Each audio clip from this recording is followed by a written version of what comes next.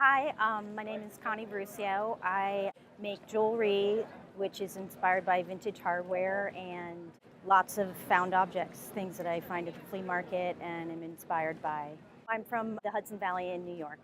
I was dragged to a lot of yard sales and garage sales as a child, and I think as a coping mechanism, I developed a love for old hardware. And in my early 20s, I moved to New York City, which had many surplus stores where there'd be all sorts of bins of old parts and brass soldered beautifully to silver. And I started out with gears and started selling jewelry on the street, and it turned out that people really responded to the idea of ordinary objects translated into jewelry and bringing a little bit of humor into it.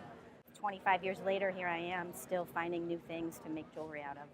I hope that they feel like they've had it forever and it's a part of their lives. I try to make things look the way they'll eventually look when they age, and I have a lot of different processes that I use. When I want to have a familiar object in precious metal, I'll make a mold and cast it. Sometimes I'm working with actual old objects, or occasionally I make something to look like an object, a pencil that is completely fabricated. So I teach myself different techniques based on the idea. The idea usually comes first, or the object that I want to find a setting for, and then I'll use different metalsmithing techniques to bring that idea into a piece. So each different object becomes a jewel for me. The way another artist would set a stone, I'll set a gear or a screw or a piece of film.